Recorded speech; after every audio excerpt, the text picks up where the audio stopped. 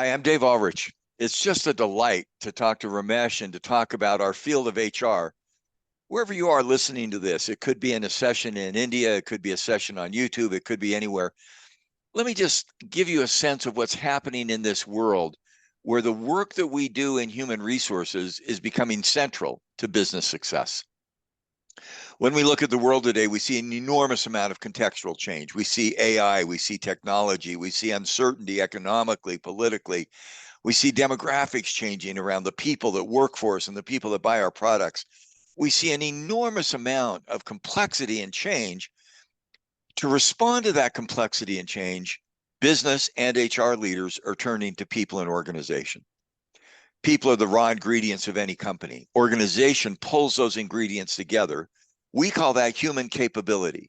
Human is the people, my fingers. Capability is the organization, my fist. And leadership is the combination. And then my forearms are the HR services. We build the HR services so that the people, organization, and leadership in a company will help the company succeed in the marketplace. The line that we love to use is, if a company doesn't succeed in the marketplace, there is no workplace. Absolutely. Let me say that again. If we don't succeed in the marketplace, there is no workplace. Absolutely. So what does that mean for our discussion? In order to demonstrate that success, we need to move beyond instinct. Well, I remember we did a big study once with 20 or 30,000 data points. And one of my colleagues who had a very good reputation in the field said, I looked at your data, but let me tell you what I think. And I said, time out. Right. I appreciate what you think, but we have data from 20,000 people. That's research. That's analytics. The reason I love the book that Ramesh has just done is that he shows us the value of analytics, not just in terms of benchmarking. How do I compare with someone else? That's good, and we need indicators. Not just in terms of best practice. What's good? All the books on my shelf are about best practices, and we tell those. Not just predictive analytics, benchmark, best practice, predictive analytics, but how do we use data to guide our behavior? If you're in HR today, when we walk into a meeting to talk about selection and staffing and training and careers and compensation, we need the evidence to show that when we make those investments, good things will happen for our employees, for our business, and for our company. Ramesh, that's my introduction. That's one of the reasons I loved your book. You are not just doing data as a source of data. You're doing data as a source of information to make better decisions. And congratulations. I know that writing a book is an enormous amount of work. And it's a sacrifice. It's also a little weird. I think you've got to recognize writing a book is very private. Welcome to my office where I do my writing. Often I do my writing in a chair over here, not in this desk. But you do your writing in private, and then suddenly it's public. And everybody's going to say, wow, suddenly I know who Ramesh is inside. So that's kind of weird. But let me find out from you about your book and what it means to you. So why did you write the book? What was behind your thinking? Dave, for quite some time during the course of my career, I've had people trying to ask, what is it that HR does? And, somebody in my family, one of my family members, a young graduate, passed out of her MBA college recently and joined one of the big IT companies. And then she came up and said, uh, what is that you guys do? And, that really hit me hard because I thought HR was quite well established. And that's where I felt that, somewhere that we haven't been able to articulate to business, to the common man in the organization, that what is it that we do in HR that impacts business. We are not able to clearly articulate the linkages between HR initiatives and the business outcomes. And I think that's where I really felt that using data science, using the latest technologies available, can we come out with some matrices, certain ways in which we can try and demonstrate how is it that what is it that we do in HR impacts business. So I developed an interest in data science and analytics. I started teaching in the leading business schools in Bangalore in the field of HR analytics. I've done a few workshops on HR analytics, and that's why my students, my participants said, why don't you convert that into a book and crystallize all your thoughts and ideas and bring a structure and framework. And that's how I came up with this book, Making People Count. And of course, inspired by leaders, thought leaders like you, I said, let me try and see if I can also do something to give back to the society. I congratulate you. And I faced the same.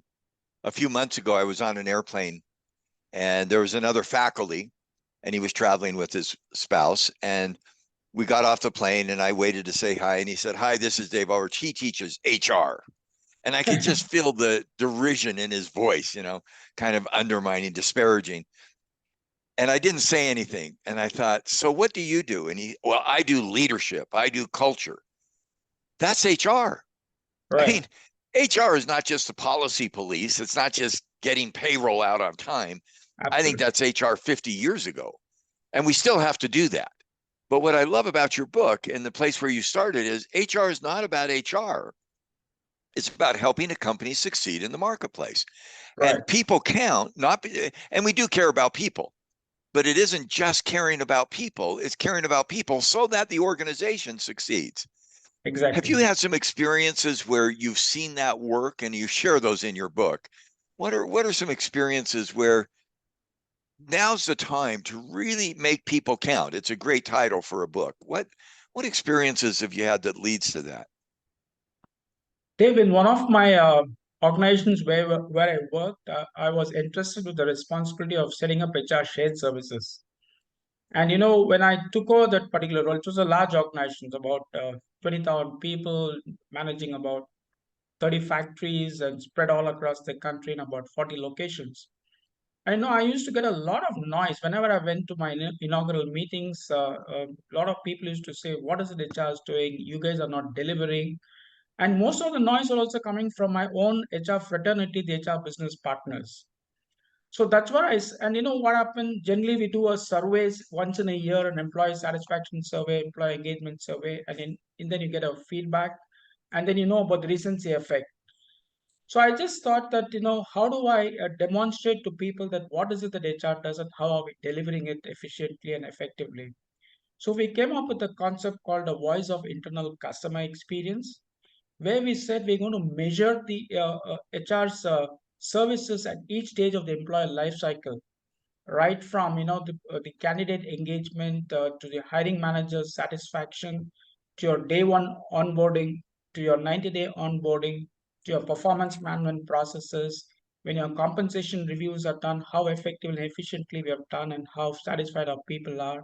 When a training is done, the training effectiveness. So at every stage of the employee life cycle, we started an online real-time survey to gather feedback not just from a small community of people but with the entire end user. And then surprisingly, when we did this exercise and tracked it over a period of 6 months, we found that we were generally doing well. It was just that the perception of some of the people who were bad mouthing or were not very satisfied with it.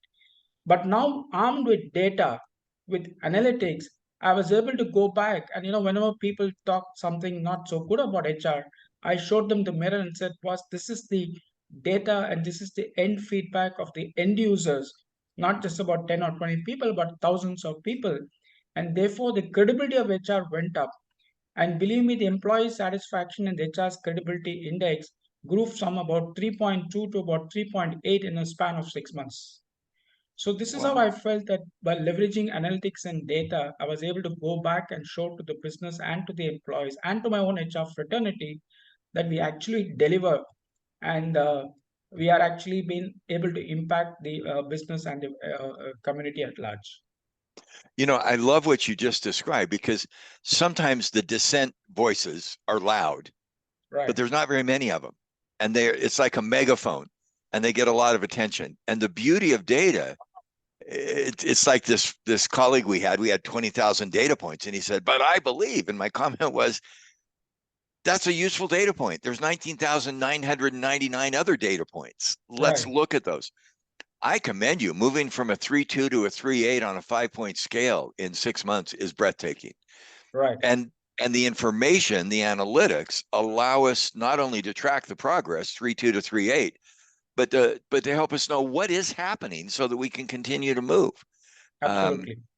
And it sounds like you've seen that. You've done it firsthand, which you report in your book, and you've seen other companies do that. Are there Yes. tools that people can use that bring that discipline to life? So it's not just an aspiration. I love HR. I want to help, but there are real tools. This is not just a wild-eyed guess. There are tools that we can bring that allow that to happen. What are some of those tools you've seen? Right, Dave. They will have to look at what exactly are we looking at in terms of analytics. If you're looking for some visualization data where you want to use visualization and then graphics and user interfaces, then I would suggest that we use Tableau, Vizier, and Click. Uh, if you're looking for some basic and advanced analysis of data and information, we have the Microsoft Power BI, which is widely used by most organizations. And then, of course, if you want to have a deeper understanding and analyze statistically data, then I think I would recommend, and I've been using it, IBM SPSS, which is a time-tested. You must be aware of a 30-year-old statistical tool. And then, of course, if you want to look into further progressing in terms of predictive analytics, where you want to test variables, and then look at how the various variables interact with each other. What is the correlation between the various HR values and variables? Then I would suggest using tools like R and Python. And I've been using a tool called RapidMiner, where actually it can handle thousands of 10,000 to sorry, a million data sets and variables to the extent of even a few hundreds and few thousands. You can have 10,000 variables being tested for correlation on a data set of 1 million data points, and then give you accurately uh, what is the predictive rate of it. But I still go So back that most people still fall back to our MS Excel. We can never ignore that. It's either the starting point or the end point, where you either import data from Excel into these tools, analyze this data, or from some of these various tools, you still want to export it to an Excel sheet and then work at the. So you can still never ignore MS Excel. And these are some other tools, as I said. If you're looking at visualization, we've got the Visio, we got the Tableau, we got Click. If you're looking at some sort of analytics, the Power BI. If you're looking at statistical analysis, SPSS. If you're looking at predictive analytics and other deeper analytics in terms of regression and progression, you got R and Python. And then, of course, you can never ignore MS Excel. here's my takeaway. You teach students at a great university. For those of us who've been in the field a long time, these are new tools. Yes, I'm sir. assuming your students come out, and this is reverse mentoring. I remember when I studied statistics as my PhD a long time ago. Our son has a degree in statistics, and I've gone to him. And so one of the counsels that I assume you would give those of us who've been in the field a long time is don't be threatened by the tool. Go to the graduates from the university and say, is it Python? Is it R? Is it the visualization? The tools are there, Yes, and use the tools so that data tells a story. We don't want to just have data. Data is not very elegant, but what's the story? What's the message? And we now have great analytics tools that will filter that message so that we absolutely. know what the message is. And again, I'm not sure any of us have to be an expert in all of. Well, you do because you're a professor of analytics. But for those of us who are not professors today of analytics, we may not know all the tools, but we know the questions, and we need to Yes. trust the tools are there. So in your book, you had, and I'm going to give people who are listening, take a guess how many metrics Ramesh has in his book, and we should have a prize for those who get it right. They get a free book. I'll just give people a second to think, well, how many metrics do we have? How many do you come up with in your book? About 350 metrics, Oh, Dave. I wonder by raise of hands if you're in a group, did I get 350? There's a lot of metrics out there. We can measure everything. So tell us about those 350 and which ones matter the most. Yeah. So, Dave, there are two dimensions to it. I would say the harder side metrics and then the softer side metrics. The hard metrics are the ones which are easily quantifiable and measurable. like your matrices around recruitment, about performance management, about compensation, about training and development, about workforce analytics. But then what's really hard to difficult is your softer side of HR, where you're trying to measure and analyze things like employee engagement, things like motivation, things like trust, things like commitment, things like loyalty. Those are the ones which are difficult, in terms of measuring. And as you're aware that some of the hard matrices today, the hard elements of HR like recruitment, compensation, performance management, training, are all getting automated and all are getting probably outsourced. So because of that, it's one of the reasons why the credibility of HR is low, because we're not able to clearly articulate how do we measure some of these softer side of HR. And that's one of the things which we have always had a challenge in terms of trying to clearly identify how do I measure some of the softer sides. Can we track those? Do you have confidence that even though engagement is an example, or well-being or experience, what those concepts, culture, do you think we have ways that we could track those that give validity to our insights? Yes, sir. What we should do is we should look at what are some of the HR drivers which drive the culture. What are some of the drivers which drives engagement? What are some of the drivers which drive motivation? And then if you start tracking those drivers and then trying to identify if there's a correlation between those variables, then most likely you're able to get a better picture in terms of the final output in terms of culture or trust or engagement. I love it. So one of the things that I loved about your book is that analytics does, it says we want to increase customer revenue, customer experience. We can do a net promoter score for customers.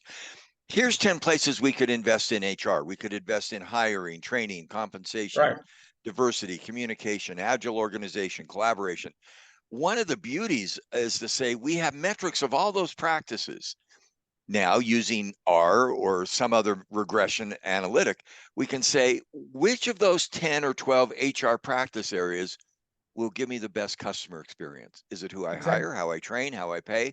And we can partition that variance. Again, that's we should throw around some really good analytics terms and avoid multicollinearity and get fact. I mean, forget all those crappy terms. We're just saying, where can I prioritize my investment to get an outcome my company cares about? Exactly. And your book gives us great guidance in doing that. In Great fact, there's a guidance. chapter there where I've identified some of the business challenges and what are some of the HR matrices we can track to drive those business outcomes. And again, that may vary by company, but at least we have a discipline. So what's your hope for the analytics field? What do you hope people get out of your book that will help this profession and business move forward? What are you hoping for?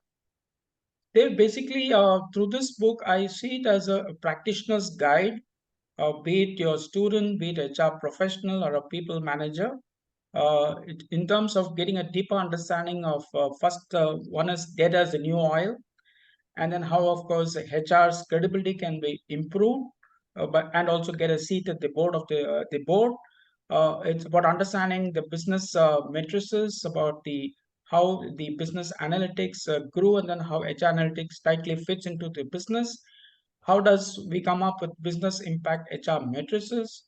About understanding how to frame KPIs, and then what are the lead and lag indicators, and then finally coming to the total employee experience, where we try and understand the employee life cycle and how do we measure at each stage of the employee life cycle the people analytics.